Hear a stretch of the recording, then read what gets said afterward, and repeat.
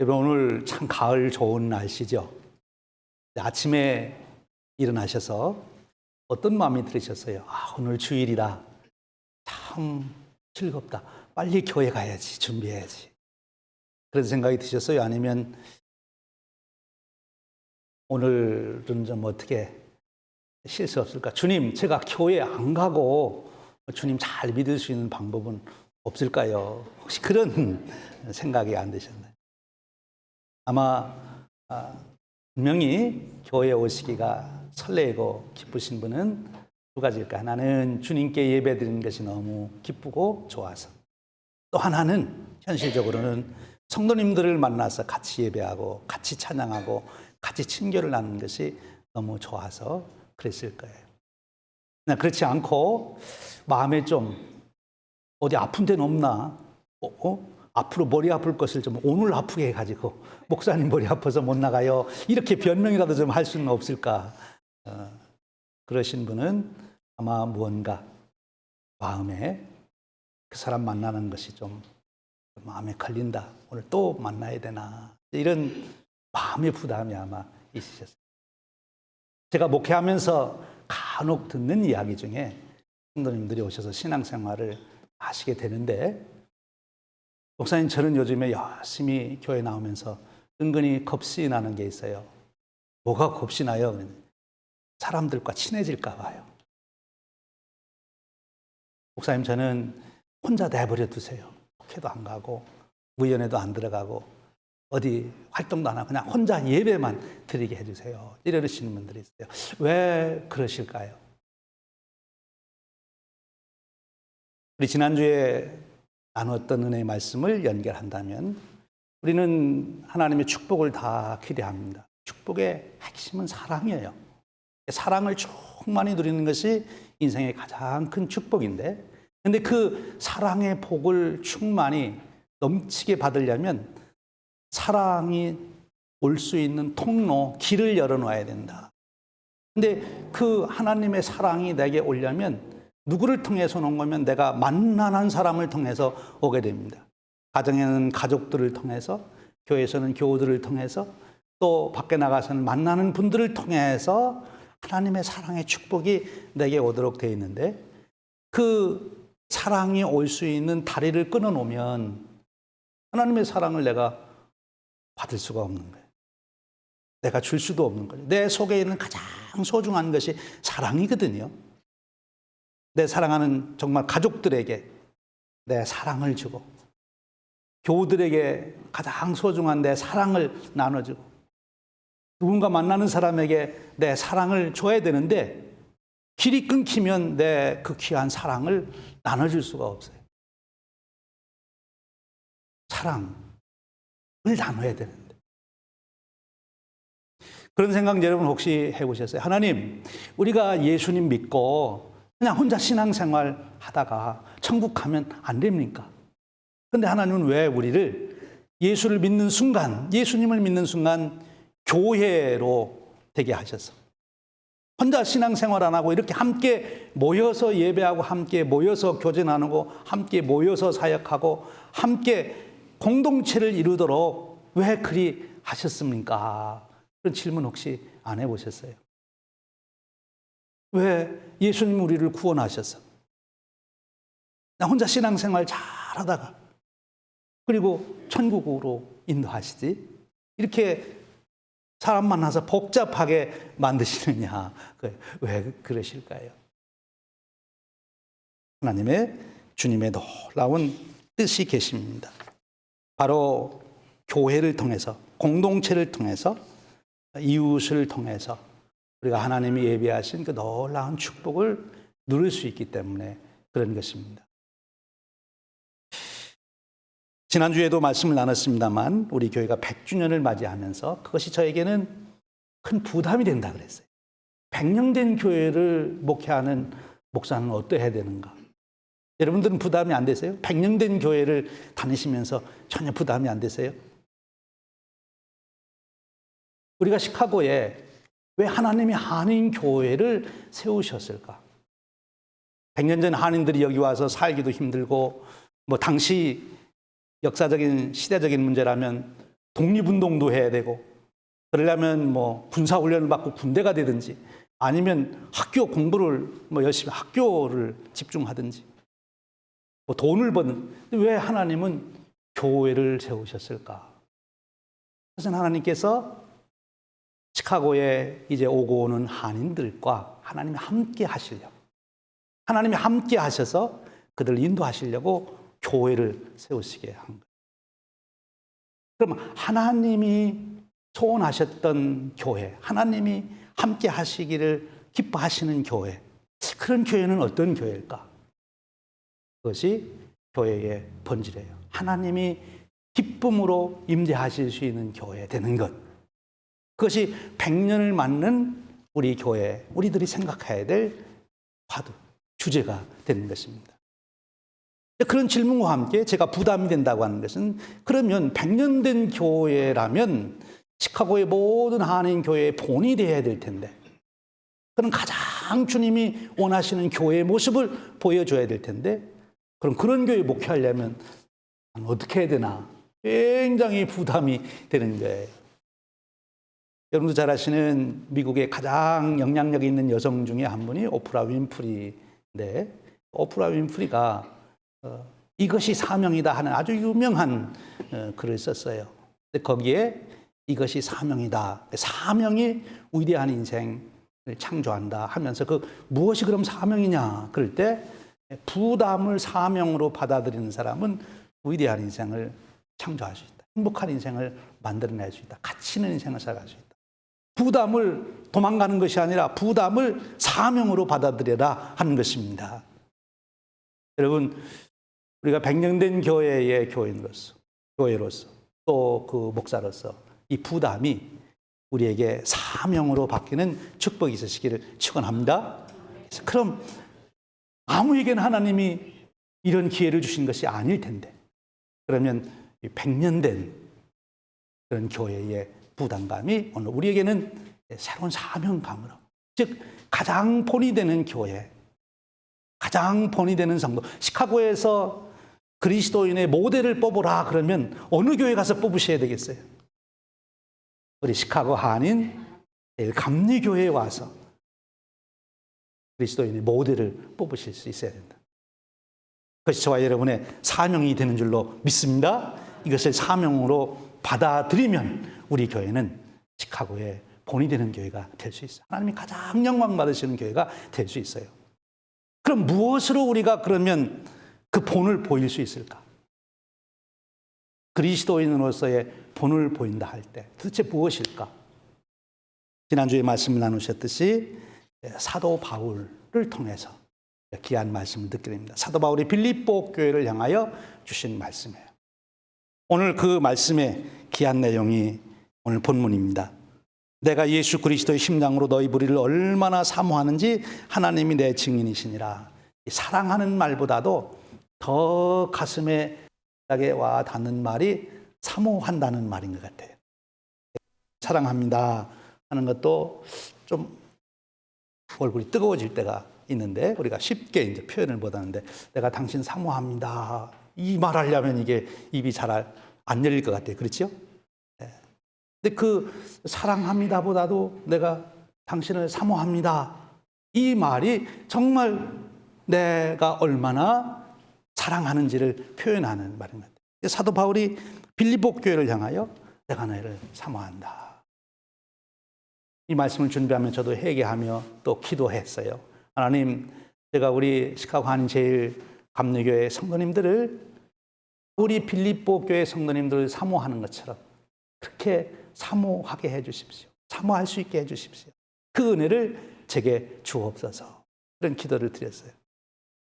여러분, 우리 모두가 이 기도, 이것이 우리의 기도 제목이 되기를 바라요.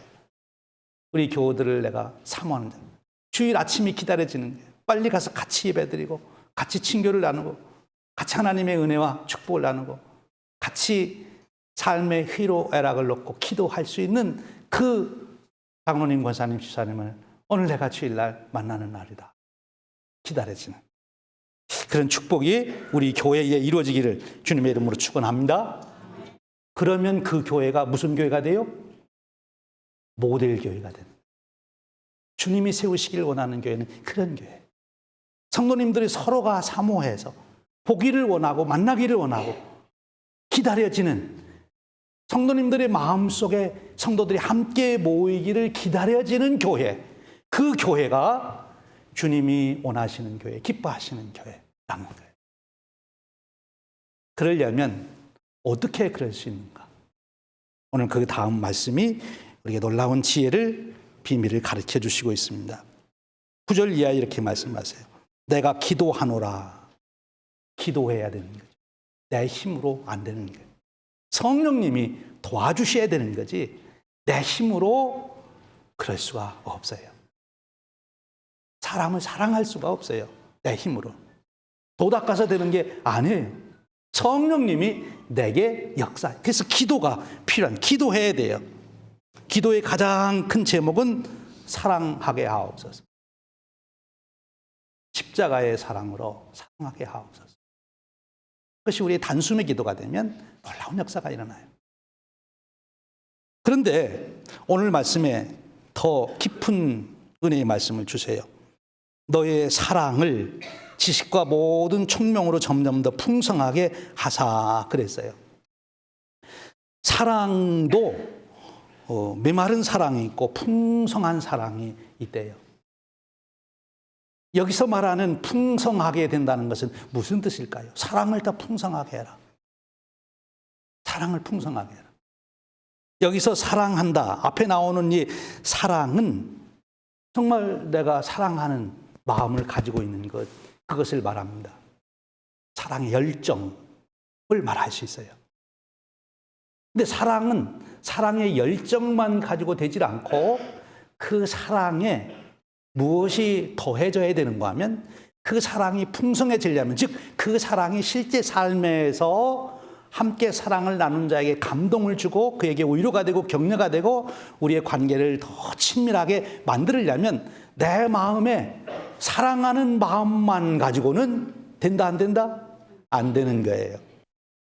내가 저를 얼마나 내 마음을 이렇게 몰라주냐. 여러분 그런 적 있어요? 여러분이 정말 가족으로부터 시작해서 뭐 제일 간단한 여러분의 아들, 딸이죠. 아들, 딸을 내가 얼마나 사랑해. 그런데 알아줘야 못 알아줘요, 아들, 딸들이. 너무 답답하죠. 뭐 뒤집어 보여줄 수도 없고. 예. 그렇죠?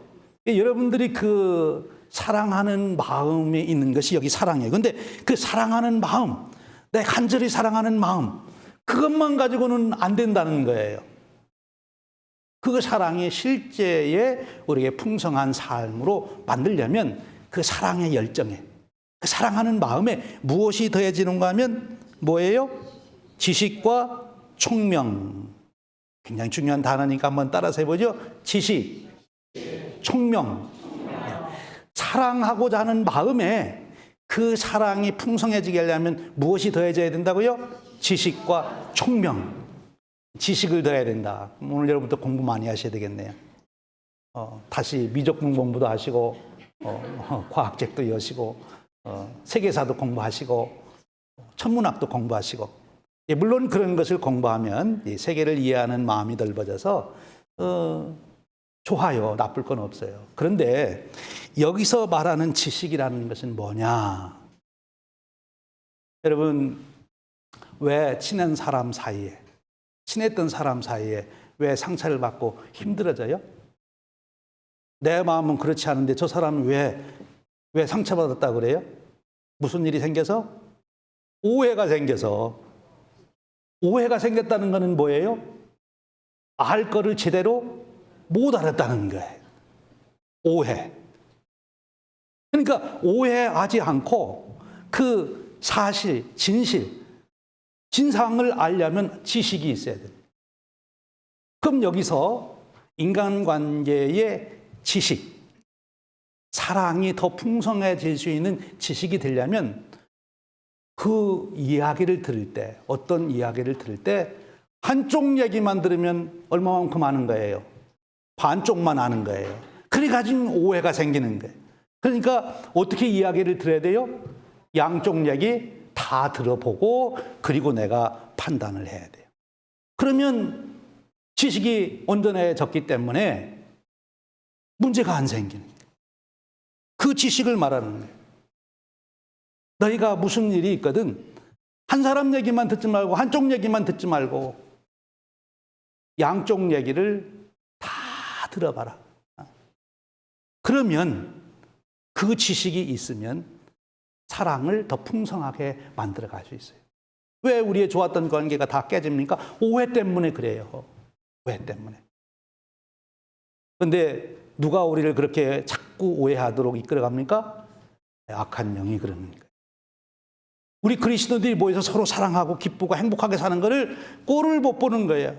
우리 성도들이 모여서 막 웃고 즐거워하고 신나게 아마 우리 사과농장 갈 때도 우리 굉장히 즐거울 텐데 거기에 누가 따라와요? 네, 사탄이 따라와서 나보다 내가 딸라고 하는 사과를 네가 땄냐? 그래가지고 이제 싸워 이제. 아니 따서 주려고 그랬는데 그 마음을 모르고 이제 한쪽만 보고. 우리가 서로 오해하도록 사탄은 자꾸 한쪽으로만 그리고 혼자 불 속에 들어가서 생각하게 만드는 거예요. 그 사람한테 가서 물어보면 금방 알 수 있는데 안 물어봐. 절대 안 물어봐. 그래서 틀림없다. 내 생각은 틀린 적이 없다 하면서 혼자 결정을 하는 거예요. 보지 않았지만 다 본 것처럼. 그러니까 여기 사도 바울이 얘기하는 거예요. 너희가 지식을 가져야 된다. 우리 현실적인 삶에서의 지식에 제일 중요한 거는 자연과학, 경제 지식도 중요하지만 현재 나와 관계에 맡고 있는 사람들의 형편, 실상, 왜 저가 그런 말을 했는지, 왜 그런 행동을 했는지 그거를 잘 알면 그러면 오해를 하지 않게 됩니다. 오해. 그런데 그 지식만 가지고도 안 되고 그 다음에 뭐가 필요해요? 총명이라는 거예요. 지식은 인포메이션을 많이 얻어서 그렇다 하는 거지만 이 총명은 가진 지식을 잘 살펴서 그걸 적용하는 것을 총명이라 그렇게 말합니다. 지식만 많이 있다고 되는 게 아니에요. 그것을 잘 활용할 수 있는, 그것이 무슨 의미가 있는지, 무슨 뜻이었는지 그것을 잘 알 수 있는 총명이 필요하다는 거예요. 그래서 지식과 총명이 있어야 내 마음의 사랑이 정말 풍성해져서 내 삶에 사랑의 열매가 맺히게 된다 하는 것입니다. 여러분, 우리가 함께 생활하다가 오해가 많죠. 여러분 지금까지 교회 생활하시면서 상처 난 한 번도 안 받았다 그러신 분 계세요? 그럼 반대로 지금까지 교회 생활하시면서 여러분들이 상처를 준 사람이 몇 분이나 되세요? 난 한 사람도 없어. 내가 누구를 상처를 줘? 안 줬지 나는. 근데 받았대요. 우리가 이 지식, 총명, 사랑의 지식과 총명을 대해야 돼. 이건 모든 인간관계에서 부부관계도 그렇고 부모와 자녀도 그렇고 친구도 그렇고 교우들 간에 사랑의 지식과 총명을 더해라. 지식을 더하려면 양쪽 얘기를 다 들어봐라. 그리고 총명해지려면 그 들은 지식을 가지고 잘 생각하고 기도해야 됩니다. 하나님 이러이러한 사실을 알게 되는데 이게 무슨 뜻입니까? 여기에 대해서 제가 어떻게 대처해야 되겠습니까? 제가 어떻게 여기에 대해서 반응을 보여야 되겠습니까? 그게 이제 지혜예요. 알았어요, 사실을. 진실을 알았어요. 그럼 내가 어떻게 해야 돼요? 그때 총명한 것이 필요해요. 지혜롭게 잘하면 어떤 일도 버릴 것이 없는 축복으로 만들 수 있다는 거예요. 그 다음에 11절에 이런 말씀을 해요. 10절에 이 말씀을 해요. 너희로 지극히 선한 것을 분별하며 또 진실하여 허물 없이 그리스도의 날까지 이루고, 여기 말씀이 있는데 이렇게 사랑에 지식과 총명을 더하게 되면 정말 내가 지식과 총명을 가지고 있는지 안 가지고 있는지를 그 다음 말씀이 증명해줘요. 그 다음에 너희로 지극히 선한 것을 분별하며 또 진실하여 허물이 없이 그리스도의 날까지 이루고, 여기 허물이라는 말이 나와요. 정말 내가 지식이 있고 총명하면 내게 허물이 안 생긴다. 내게 실수가 안 생긴다. 내가 오해하는 그런 일이 안 생긴다는 거예요. 그럼 왜 그렇게 되느냐? 그 앞에 나와요. 선한 것을 분별하며 진실하여. 지식과 총명을 더하게 되면 어떤 열매를 맺게 되는가 하면 선한 것을 분별할 수 있게 되는 거예요. 양쪽 얘기 다 들어보면 무엇이 선한 것인지를 알게 돼요. 내가 따라가야 될 거 동의해주고 찬성해줘야 될 게 뭔지, 아니면 내가 잘 권고해서 그 사람이 그런 실수를 하지 않도록 권고해야 될 무엇인지 분별력이 생깁니다. 지식과 총명이 있어야 분별력이 생기는 거예요. 그런데 지식도 총명도 없으면 분별력이 안 생겨요. 분별력이 생겨야 되는 것입니다. 그래서 내가 분별력이 생겨야 잘 후원도 하고 따라가기도 하죠. 분별력이 안 생기면 그 자리가 죽을 자리인지도 모르고 따라가게 되는 거예요. 그 자리에 가면 내가 어떤 해를 당할지도 모르고 거기 끌려가는 거죠. 분별력이 생겨야 돼요. 여러분들에게 지식과 총명이 충만해져서 분별력이 있으시기를 축원합니다. 그래서 교회에서 또는 일반적인 우리의 일상의 삶에서도 분별력이 있어야 내가 설 자리, 앉을 자리를 알게 되는 거예요. 분별력. 그리고 중요한 것이 진실하여 이겁니다. 진실하여 허물었다. 진실한 것 잘 아시죠? 내 마음이 순수한 것을 말합니다. 성령님께서 이 모든 것은 우리에게 은혜로 주시는 거예요. 내 사랑하는 마음 가지고 안 되고 거기에 지식과 총명을 다해달라고 기도하시길 바랍니다.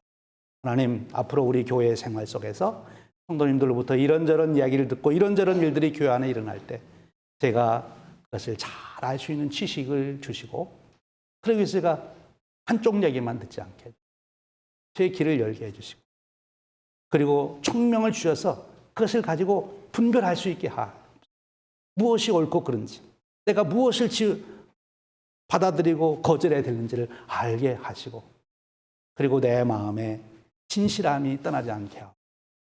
사랑에서 진실이 빠지면 뭐예요? 아무것도 없는 거예요. 사랑에는 진실이 필요한 겁니다. 내가 거기에 충고를 해도 위로를 해도 진실이 담겨 있어야 되는데, 안다고 해서 다 되는 게 아니에요. 내가 진실한 마음이 있어야 되는 거죠. 그리고 이제는 말씀이 11절 말씀이에요. 예수 그리스도로 말미암아 의의 열매가 가득하여 하나님의 영광과 찬송이 되기를 원한다. 그렇게 말씀했어요. 여기 아주 중요한 말씀이 있어요. 한편으로 우리 성도의 삶은 하나님의 영광과 찬송이 되는 것이 궁극적인 목적이에요. 그렇죠?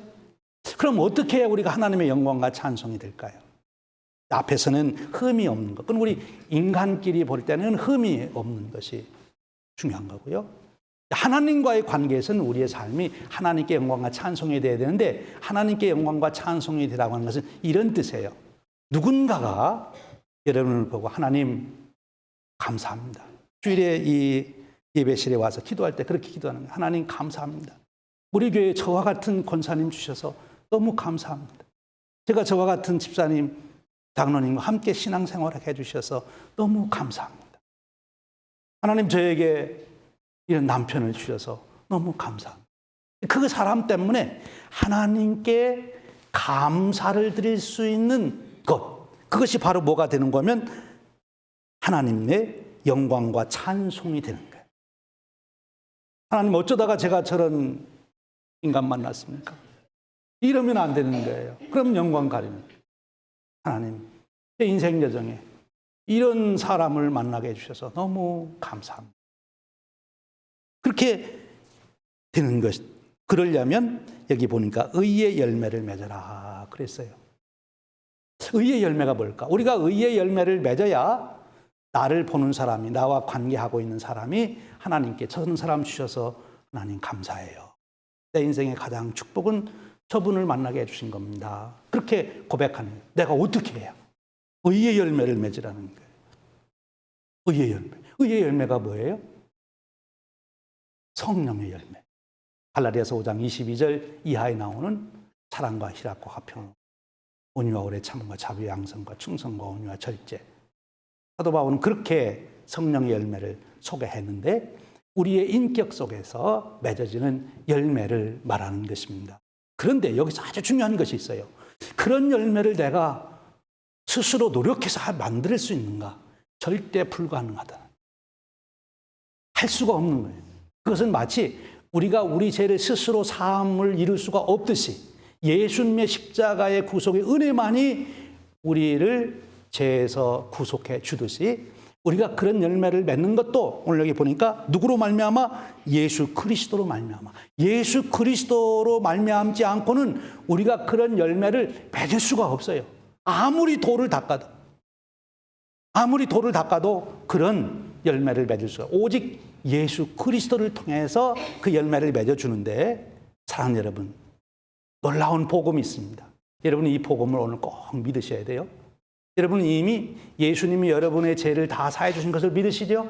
아멘. 그래서 그 은혜를 힘입어 우리가 하나님의 자녀가 되는 특권을 얻었고 내 신분이 변화되었고 내 운명이 바뀐 줄로 믿습니다. 하나님의 상속자가 됐어요.